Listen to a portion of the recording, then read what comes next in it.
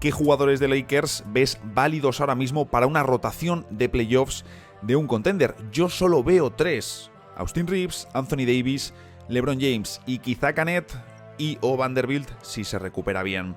Este es uno de los problemas de los Lakers y es simplemente la calidad y cantidad de jugadores valiosos que tienen para playoffs, que también es el problema que tienen bastantes equipos de la liga, pero claro, no todos los equipos de la liga tienen a LeBron James y a Anthony Davis. A mí Hachimura me gusta y creo que es útil para playoffs. Recordemos lo bien que le sentó a los Lakers la llegada de Rui Hachimura. Claro que es que no tenían ningún alero de cierto tamaño y cierta calidad fuera de LeBron James. Era algo imposible, era algo inconcebible. Así estaban entonces, y la llegada de Hachimura le sentó muy bien al equipo. ¿Qué ocurre? Que lo ideal sería tener al japonés desde el banquillo. Como no tienes un alero mejor, si por ejemplo, imaginad que estuviese Cam Johnson en estos Lakers y saliese de inicio. Pues hombre, si tienes a Cam Johnson y a LeBron de inicio con Rui Hachimura desde el banco, probablemente dirías, oye, estamos muy bien en el puesto de alero, tráeme un pivot, vamos a ver si traemos un base y no se necesita nada más. Luego ya a ver si te da eso para competir por unas finales. Pero si Hachimura no está en ese escenario, la situación de los Lakers le convierte en transferible. Luego tenemos a D'Angelo Russell, que lo cierto es que está mejorando o ha mejorado su producción y su aportación al equipo desde que sale desde el banquillo, pero sabemos lo que hay con él. Luego diría que la decepción de este año, más que Max Christie, que bueno, Dalton Canet se lo ha comido por completo. Al principio de temporada Redick nos decía que Christie era un jugador que iba a haber un incremento de minutos importante, pero es que el rookie se lo ha comido por completo. Yo aún así diría, porque tampoco esperaba grandes cosas de Max Christie para este año, a mí el que sí que me ha decepcionado más ha sido Gabe Vincent, un jugador que es cierto que el año pasado tuvo mala suerte con las lesiones, pero es que va cogiendo más pinta aquello de no fichar jugadores de rol que vengan a hacerlo muy bien en Miami. Christie se queda pequeño para el puesto de alero, se queda pequeño para el 3, lo hace bien en defensa, da energía, te deja buenas jugadas, comete un error pero recupera la posición. Eso sí, el tema del ataque, sobre todo del triple, es que le mata.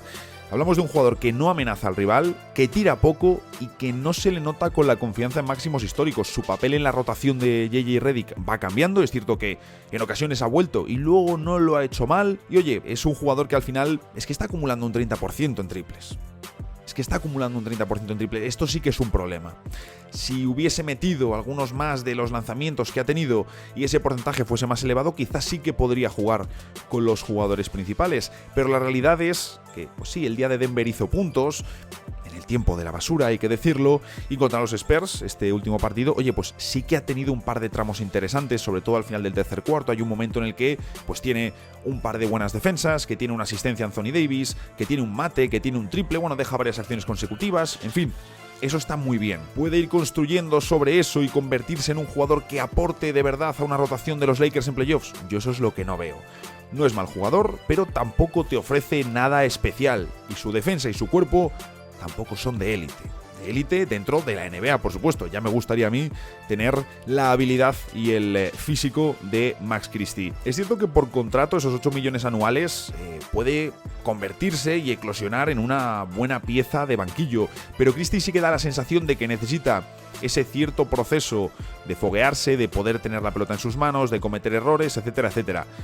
¿Lo van a atravesar los Lakers? Veremos si lo hacen o no, pero lo cierto es que como jugador ahora mismo, e incluso con su proyección, que no tiene pinta de que vaya a terminar siendo un jugador protagonista desde el banquillo, al menos en estos Lakers, pues hombre, es que es insuficiente para las aspiraciones del equipo a corto plazo. A medio no lo sé. El tema de D'Angelo Russell, lo decía, está mejor como sexto hombre, es cierto, está mejor. ¿Es transferible? Sin ninguna duda. Ahora, la pregunta es ¿por quién? ¿A quién te traes de base para estos Ángeles Lakers? Si estás utilizando a Austin Reeves de inicio, puedes pensar en un jugador que salga desde el banquillo. Y ahí creo que el ideal es Colin Sexton, o al menos uno de los nombres más interesantes. Malcolm Brogdon también tendría sentido. Y aparece la opción de Bruce Brown, que siendo los Lakers un equipo que está teniendo problemas en defensa, dices, oye, Bruce Brown es un jugador que ya ha ayudado a darle equilibrio y a darle una pieza también de protagonismo desde el banquillo, porque era el sexto hombre de los Nuggets campeones, en un equipo que terminó siendo campeón. Por lo tanto, podría replicar ese rol en Los Ángeles Lakers. Sería, oye, una opción que me parece que no está mal si le vas a tener desde el banquillo y que le puedes poner junto a Austin Reeves para tener un jugador que sea un poco más el encargado de defender al protagonista rival. Pues oye, no me parece una mala opción para Los Ángeles Lakers. Vamos a revisar la plantilla en orden de minutos para saber qué jugadores serían tanto transferibles como útiles para playoffs. De acuerdo, los Lakers tienen 4 jugadores en más de 30 minutos por partido. A 3 de ellos les vamos a considerar intocables, que son LeBron James, sigue siendo el jugador que más minutos juega en estos Ángeles Lakers, Anthony Davis y luego Austin Reeves. Austin Reeves, el tema de que Reeves sea intocable es una cuestión de, por supuesto, por encaje, por supuesto, por carácter, por supuesto, por el rendimiento que está ofreciendo y también de contrato. Ahora, si llega un traspaso adecuado que verdaderamente va a traer una pieza muy diferencial para el backcourt de los Lakers, vamos, Austin Reeves no es intransferible como tal. Luego tenemos a Hachimura, que es ese último jugador, ese cuarto jugador por encima de los 30 minutos y que por supuesto es transferible. Como os comentaba, me gusta, pero es transferible para conseguir algo mejor, un verdadero alero de mayor nivel. Si se queda, que llegue otro alero y Hachimura al banquillo. Luego hay 3 jugadores en el rango de más de 20 minutos, de los cuales uno sería intocable, uno transferible y uno pues depende. Tenemos a D'Angelo Russell, ya lo hemos comentado, transferible por supuesto. Dalton Knecht, el rookie, intocable.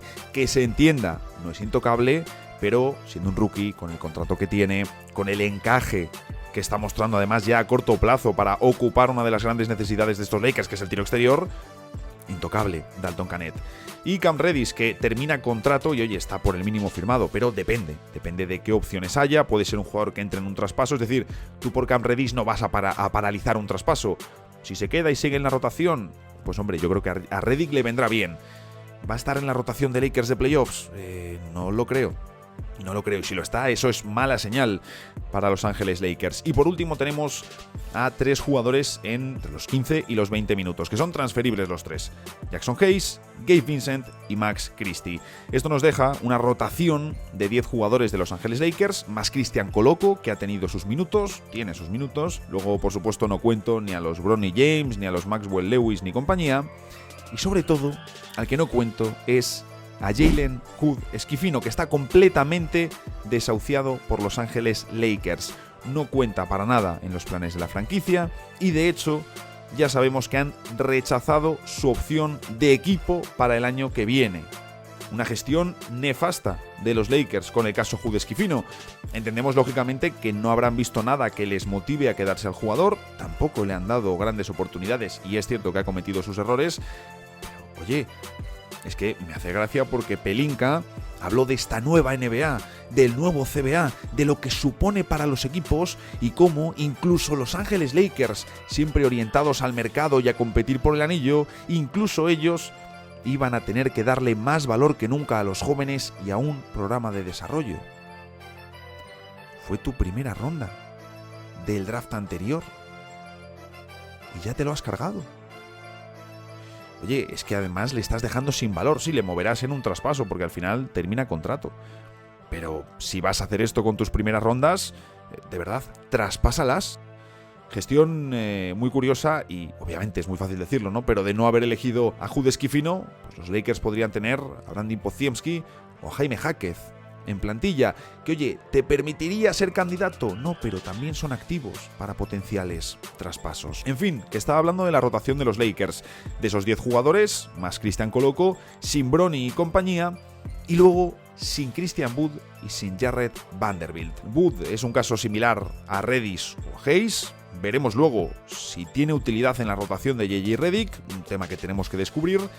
Y luego tenemos el caso Jarred Vanderbilt, transferible al 100%. Transferible al 100% sobre todo por la pieza contractual que es y por si algún equipo puede ilusionarse con lo que te ofrece en defensa Vanderbilt, que es cierto que ha tenido muchos problemas de lesiones desde la pasada temporada. Pero claro, al final ves la plantilla y dices, oye, pues jugadores de playoffs fiables.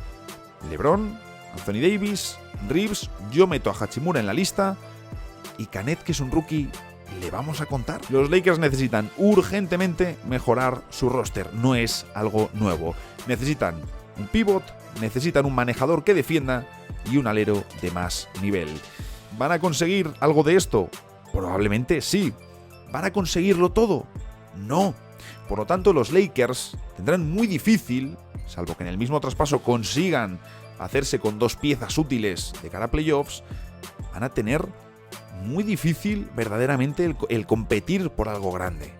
Porque les faltan perfiles, les falta calidad en su rotación. ¿Es descartable que consigan todo lo que necesitan? Pues hombre, por supuesto no se puede descartar nada al 100%, y menos en la NBA, porque pueden suceder cosas muy locas y que no nos esperamos, pero mis dudas, mis grandes cuestiones para decir, oye, lo más probable es que no, es, primero, que vayan a querer poner esos activos sobre la mesa, que es algo que yo tengo la duda, porque además hemos visto reticencias ya durante los últimos tiempos. Y luego también que vayan a poder ganar pujas por jugadores diferenciales del mercado. También os digo, y es cierto, que nunca hubiésemos pensado que el traspaso de salida de Russell Westbrook cuando le envían a Utah Jazz les iba a salir también, tanto en los activos como que pagaron entonces como en lo que supuso para el equipo. Pero en cuanto a precio, fue un movimiento que sorprendió. Por lo tanto, si sacan una de sus primeras rondas de dentro de unos años, puede haber algún equipo que esté muy interesado y que diga, oye, quizás a mí esto me interesa. En fin, opciones hay y desde luego los Lakers tienen que moverse en el mercado, están obligados a hacerlo para conseguir mejorar esa plantilla.